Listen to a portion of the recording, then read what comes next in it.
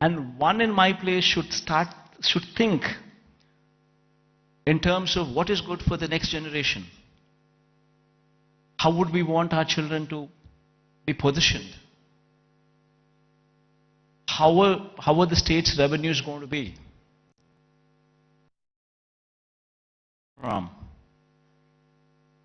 And how exactly can we boost these revenues to support the growth of Andhra Pradesh? If we do not think like this in terms of growth for Vizag, then who would think? If the vision of the leader is wrong, if the vision of the leader is negative, then Vizag today, unfortunately, only person standing for Visakhapatnam as executive capital is only me.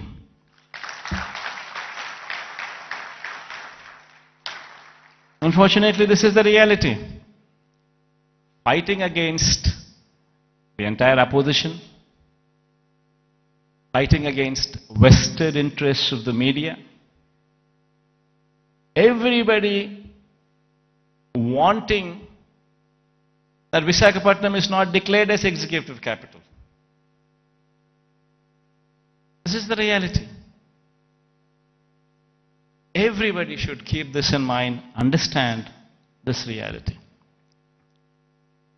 Now moving further, Vizag would have to develop. I'm assuring you, cases going on, we have so many people trying to oppose everything. But I'm assuring you, post-election,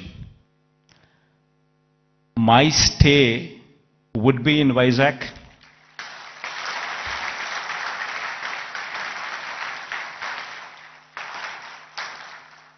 In fact, my swearing-in ceremony also would be in Vizag.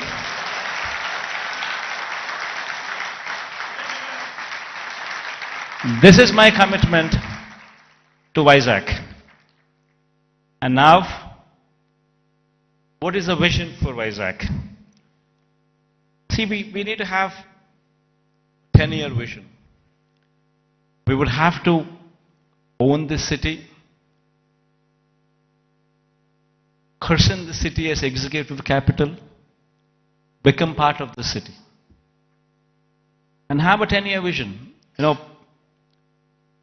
we need to have a roadmap which is workable, which is doable. It cannot be a roadmap where we just dream big but yet achieve nothing, because it is impractical. Not so.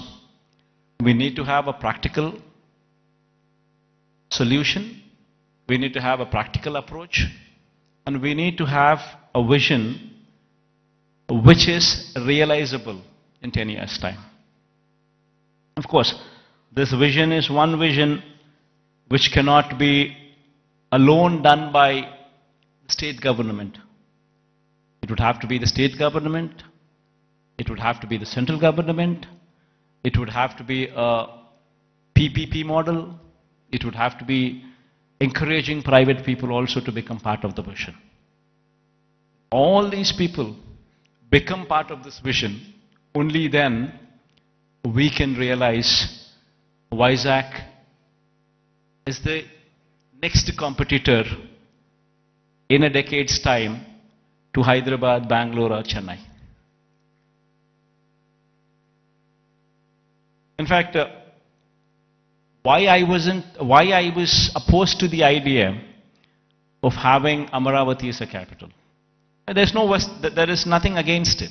In fact, I'm one person who advocates the view that Amaravati should also have a legislative capital. In fact, I'm also one person who advocates the view that Kurnool should also have a judicial capital. Nothing against it. But then, the fact of the matter is, Amaravati is on a virgin land. 50,000 acres of barren land. Nothing there. And according to them, just to provide for the basic infrastructure, that is these roads, the water, electricity, and these kind of basic infrastructure alone, according to their own calculations, with the DPR that they have produced, costs almost 2 crores per acre, which is on a 50,000 acres of barren land. If one were to just lay these basic infrastructure requirements put in place, we're talking about 1 lakh investments, 1 lakh crores of money, which would have to be put in before any buildings could come up, or before we could talk about anything else other than the basic roads or the basic electricity or the basic water or the basic stuff. Now per se, does anybody have 1 lakh crores to be pumped in? And if this 1 lakh crores were to be pumped in today, it's going to cost 1 lakh crores. But if this 1 lakh crores would be pumped in maybe in 20 years' time, presuming 5,000 crores of outlay every year, approximately, what one could actually probably afford. So there's nothing there. Then you're talking about 20 years. Then in 20 years' time, 1 lakh crore probably would become 7, 8 lakhs or 10 lakh crores. The expenditure what you thought about as 1 lakh crores today, in 20 years would actually be 10 lakhs, 15 lakhs.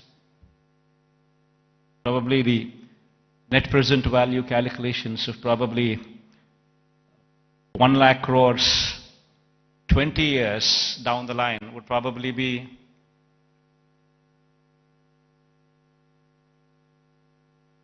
one were to calculate 1 lakh crores today, 20 years down, it would be 10 lakhs, 15 lakhs, 20 lakh crores.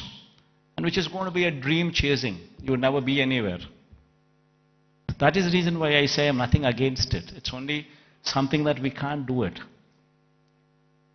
Whereas here in Vizag, we have a place which already has this basic infrastructure. We already have roads. We already have good roads. We already have electricity, good electricity. We have good water connections. We have good everything. Basic infrastructure is already put in place.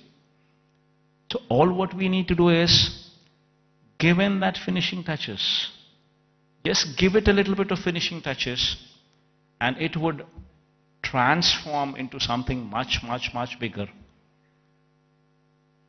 And what are those finishing touches that we need to give?